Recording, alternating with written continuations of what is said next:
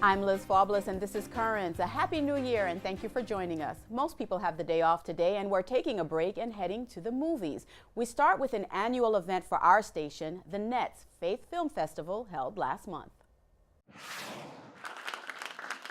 Tonight is the culmination of the Faith Film Festival Awards. For the last 13 weeks on TV all throughout New York and Queens and Jersey, every Friday night we played over 30 of them for the festival, and tonight we have 4 winners. The film that's in there that's screening now is a marvelous film that came in as a guest film. It's called Doomby. C.S. Lewis once famously said, "We don't want more Christian films, we want more Christians making films." And I guess this is what this one's about. $10.50 an hour, plus tips. Got yourself a bartender. Oh. Name's Sam. Hi, Sam. Doomby is phenomenal. I was blown away. It's a story that deals with life and death and rejection of the unborn, rejection of those that are here. It's very powerful. I don't think that Hollywood represents, in general, the point of view of a faith-based person. So I think it's essential.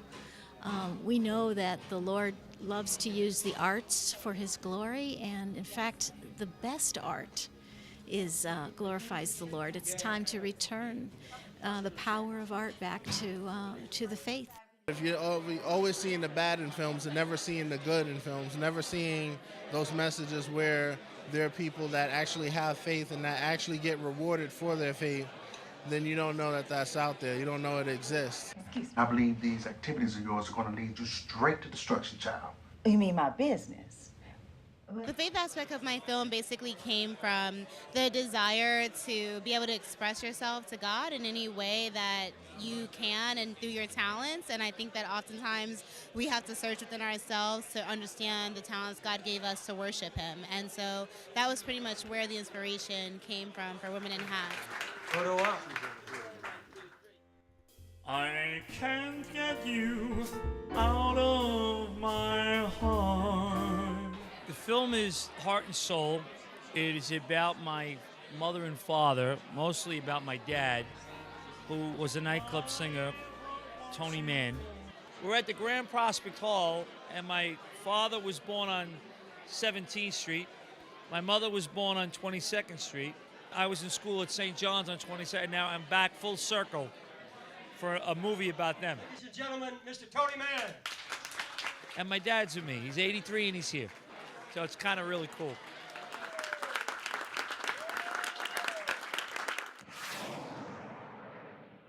Up next, I'll talk with one of the actors from the film Doomby, which was screened at the festival.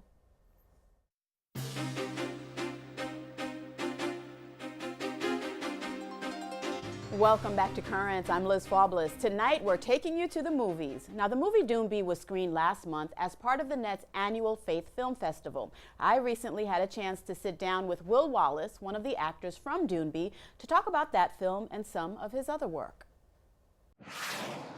Okay, Will, I have to get this out of the way just so our viewers know exactly who we are dealing with right now. Over 40 films you've been in. Thin Red Line, I Am Sam. We have the Academy Award nominated Tree of Life, which stars Brad Pitt and Sean Penn. Got TV credits, which include Leverage, which is one of my favorite shows with Timothy Hutton. I mean, Beverly Hills 90210. I could go on for quite some time. A very impressive body of work. Oh, thank you. Thank you. Thank you so much for being here with us. Thank you for having me. Which brings us actually first of all, the main reason you're here, the film Doomby. What I like about your body of work is that it's very diverse, you know, which means you're not pigeonholed, obviously, into a particular character, which speaks to how you can actually develop several characters. What was it about Doomby, though, that attracted you? The message, which I'll try to continue to leave a secret, is it's just wonderful. It's something I believe in wholeheartedly. And so to be a part of this, Peter McKenzie, who you met earlier, is just a wonderful individual, and he actually graciously contacted me a few years before we actually shot the picture and asked me if I would do this role. I'd never met him. He told me that it was, he compared it to A Wonderful Life, and also J.B. Priestley's An Inspector Calls, which is a wonderful play, mysterious play. And I said I'd love to read the script, and I was fascinated by it. And I believe wholeheartedly in telling this tale. The character I was asked to play, I had some. I can't say so much, but hopefully anyone that's seen the film, if they watch this interview, will recognize why I might have had some hesitation. But I think that to be a part of telling a story like this is the most important thing, and so I was so pleased to be asked to be a part of it and to just be a piece of this message. I've had the extreme pleasure of now speaking with you, of speaking with Peter, of speaking with Jen, key obviously components of having this movie and getting it out and the development of it. What I appreciate so much in watching you guys interact and talk with one another and kind of reminisce is how close you are. And you've mentioned you hadn't even met Peter until the movie. But no, before he contacted me a few years before. That's when I'd met him. That's when you met him. Right. And you developed this wonderful relationship. Yes. Was it just by design because of the theme of the movie, or was it just the way your characters developed and the understanding that you all came to have of one another? You know, that's so interesting. Because I'm just in my faith. I'm someone who so often looks back, and I marvel at the power of prayer and I love looking back and trying to analyze how the Lord works in these wonderfully mysterious ways. And so when you pose that to me right now, we are so close. I feel so close to Peter, Jen Gosden, the entire cast. Just really, John Schneider as well. I consider him a good friend. Joe Estevez and I, of course, I've known Joe for many years. We've probably done 12 films together, and I introduced Joe to Peter for the. But just to and even find ourselves here reunited. I'll probably be thinking about that question tomorrow, because you used the phrase "by design," and it very well could be. And I love that. I definitely think the Lord was working through this picture. I think it's amazing, and I just feel blessed to have experienced that with you all. And you know what, obviously our audience members don't see is what happens behind the scenes, and it's been like one big party for all of us. We've all been talking, we've all been interacting, and in the midst of all of that, there's been this love and appreciation for God in our lives and what God has done for us, and how He's brought us together, you know, especially here on this day. Before I go too far afield, as if you're not busy enough, you're writing, you're producing, you're directing. Now we add the Will Wallace Acting Company to the resume. Tell us a little bit about that, and then I want to talk to you about all the other great projects you have. Gosh, it's just, I have so many talented students. I'm so blessed. I teach a school in Los Angeles, in Hollywood. We've got 6 classes, 4 in Hollywood, 2 in Sherman Oaks. We've just opened up a school in Austin, Texas. And they have, my students, they've just been working like crazy. They have wonderful credits. Many of them have very impressive resumes and are recognizable. They're series regulars on TV shows, and we've had students who've had as many as 4 movies in theaters at one time. And everybody is just getting together and exchanging ideas and giving back. And I cannot end this interview without talking about a number of exciting projects that you have coming up. Tell us a little bit about what you're working on, what we should look out for. Well, I've just done 2 features back to back. Both of them include a lot of my students. They're just, I know their strengths, I know their weaknesses, and I feel very comfortable as a producer and a director casting them in roles, because I just know that they're, I know where we can get them. And one I did, we've actually just finished the cut. It's called The Appearing. It's Dean Cain's in it. One of my master students, Don Swayze, is in it, who's also Patrick Swayze's brother. He's been in many films, and I've actually, although he's part of the company and the master group, he's also teaching one of the intermediate classes at my school now. We've also got Quentin Aaron in it, my good friend, the lead actor from The Blind Side, who you will I meet remember later. him, yes. He did a I am a wonderful job for fan. it. Yeah. And the picture is a, it's actually a scary piece. It's a thriller, but it has a very strong message about spiritual warfare. Okay. And so I think that this is I'm proud of this picture. And we immediately jumped into a picture that I just directed called Red Wing. Okay. Editing it now. It is based on a French novella by Georges Sand. All right. She's the woman who was pining away for, or Chopin rather, was pining away for her in Majorca when he was composing his masterpieces. Speaking more to your diversity, of course. Thank you. I'm afraid we're going to have to leave it there. Oh. And I'm happy we were able to mention your two projects. But what I'm most happy about is your success and how you've embraced God and all that. And I truly appreciate that you came here to talk to us about everything that you're doing, and we're going to be looking out for you. Thank you so much. Thank you, Will. Okay.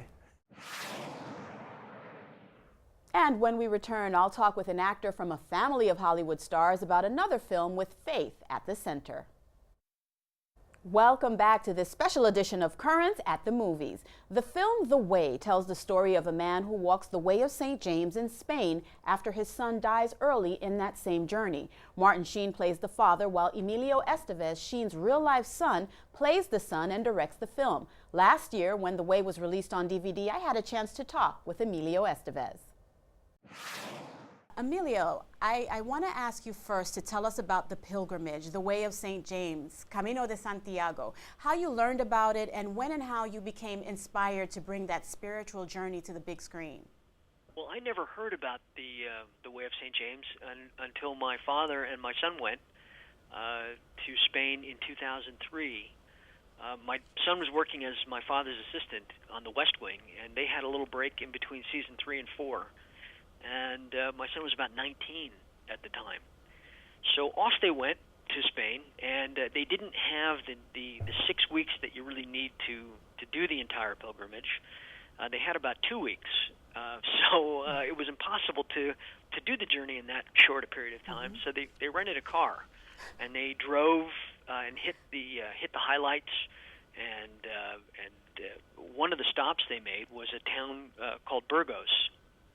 And they checked into what we'd consider sort of a bed and breakfast that takes in pilgrims, and they sat down at the pilgrim's meal, and a young girl walked into the room. She was the innkeeper's daughter, and my son took a look at her and fell in love. And he's been living there for over 8 years now. They were married in 2009, and I figured, well, if I'm going to spend some time with my boy and his new wife, I better figure out how to make a film in Spain.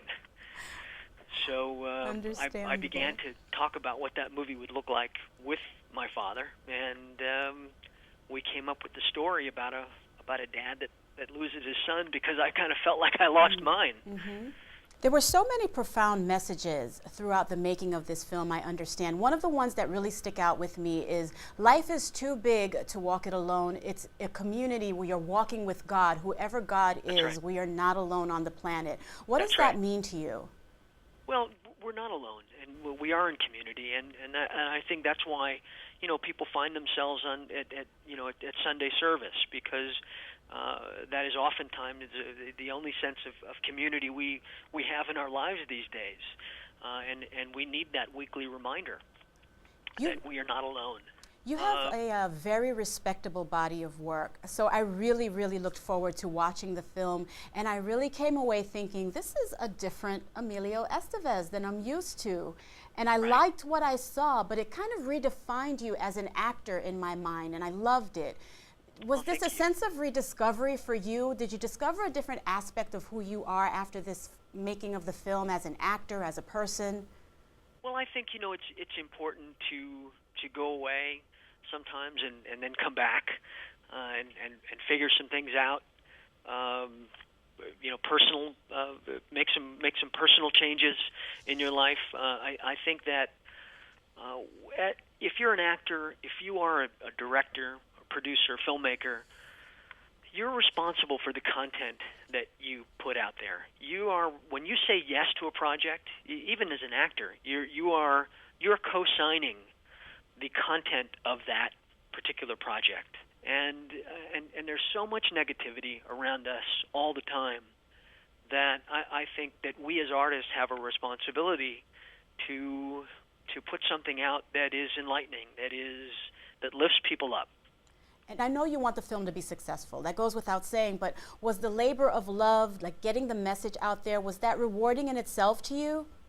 Well, of course, it was. And you know, we did a 50-day tour across the country. And so we had an opportunity to screen it for, I'm going to hazard a guess and say somewhere between 35 and 40,000 people that we got to actually touch and hear feedback from and do Q&As with after each screening, sometimes 2 a night. So we know the profound impact that the film had on people. It may not have been reflected in an enormous box office, but we continue to get letters, whether it's personal letters to Martin and I, or letters that are posted on our Facebook wall, or people writing into the website and saying, "Thank you for making this film. Thank you for having this profound effect on my life with with these characters that you've created with this piece of work." And I've never experienced that before in my life. People actually saying thank you for making it. You talk about your dad in past interviews about the film. Your father described your spontaneity, your passion, your openness to embracing God-given amazement like a sunset. Have you always been this deeply spiritual? Well, you know what? If I haven't been in touch with it in the way that I am now. And I think that just comes from maturity and paying attention and being open. Thank you so much for joining us. I really enjoyed our conversation. I did as well. Thanks for having me on. I appreciate it. Stay with us. There's more Currents ahead.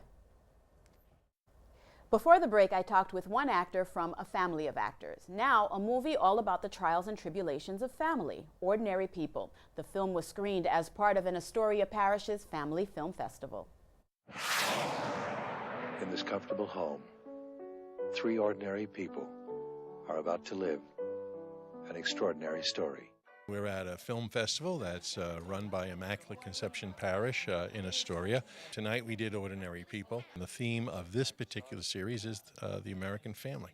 Any good film that's true to human experience is going to tell us about people. And if people, as we know they are created in the image and likeness of God, it's going to tell us something about our relationship with each other as children of God. People try to work through or don't try to work through their problems, and watching how they do or don't do that, how they fail, how they flail around, how they succeed, all of that is part of the process. It's all part of the human condition. I like that you can see a movie here and then also bring in your spirituality and talk about it from that point of view. Give me the camera, Calvin. Not please. until I get a picture of the 2 of you. Hal. Hang on a second. Give me the damn camera! That's how people sometimes talk when they get mad, and you have to embrace it, and you have to say, well, this is how people talk when they're mad. It may not be the best way to relate, but what's underneath the emotion? The person may be cursing because they feel very hurt, but they can't say that they feel hurt, so they curse. Do you really love me? I feel the way I've always felt about you. Her walking out is emblematic of what's happening to a lot of families, is that the stresses are so great and the resources are so few that people just say that's just too much for me. They don't see any possibility for healing nor any possibility for change. Therefore, the individual becomes a lot more important than the family itself. I want to get people to think about what's happening to American families in the Western world. I think they've lost their moral grounding, and I think in losing their moral grounding, they don't have the resources, spiritually and culturally in some ways too. They don't have the resources to deal with some of these breakdown. Whereas in the past, you had intact family around you, you had cultural supports, you had religious understandings, you had moral certainties, and with that, you were able to deal with anything. Nobody's really looking deeply at the problem. And some of our filmmakers and artists are. They're trying to understand what's going on with the American family. We, as Christian educators, have to use film to reach out and to make people think. You really my friend? I am. Count on it.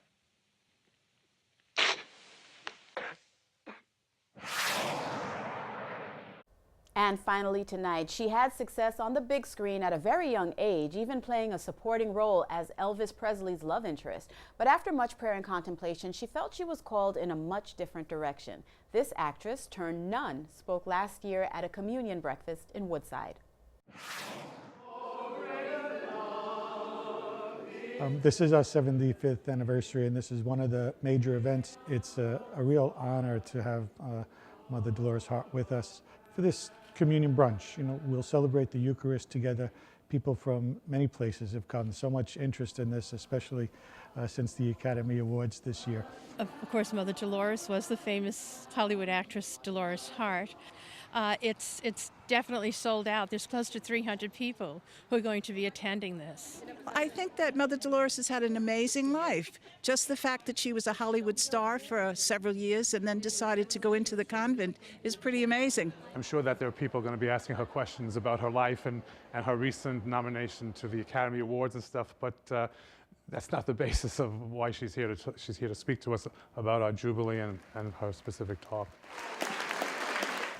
The talk always has to come from your own heart, your own life, and I think that's what I have been asked to share, is how I came into monastic life.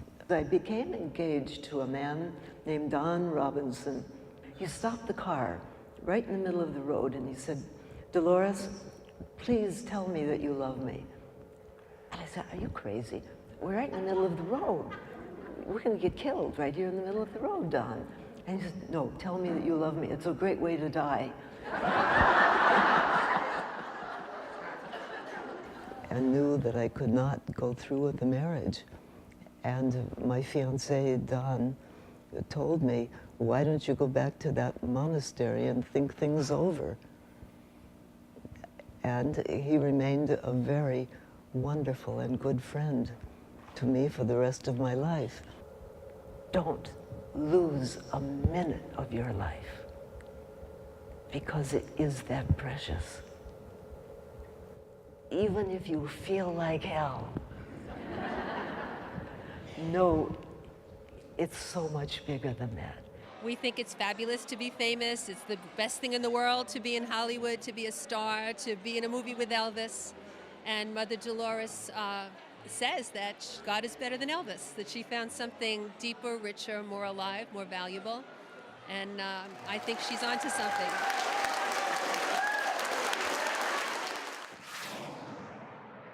Mother Dolores is the subject of a documentary, God is the Bigger Elvis, which was nominated for an Academy Award last year. And that is all for tonight. For all of us here at Currents, I'm Liz Faublas. Happy New Year. Thank you for watching and have a good night.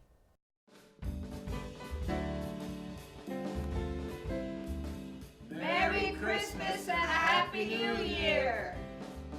Merry Christmas and Happy New Year! Merry Christmas from the Communications Office and External Affairs. On behalf of Catholic Telemedia Network, Merry Christmas and Happy New Year! Merry Christmas and a Happy New Year! Feliz Navidad, próspero año y felicidad. Desde nuestro corazón hacia ustedes, feliz Navidad. Feliz Navidad. Bye. Merry Christmas and Happy New Year from the production. Merry Christmas and Happy New Year from the Finance Department. Merry Christmas from the Business Development Department. From the Tablets editorial staff, Merry Christmas and a Happy New Year. It has been an incredible year, thanks in part to your support and your love. And we really want to wish you a very Merry Christmas and a Happy New Year from our Currents family to yours. Merry Christmas and Happy New Year.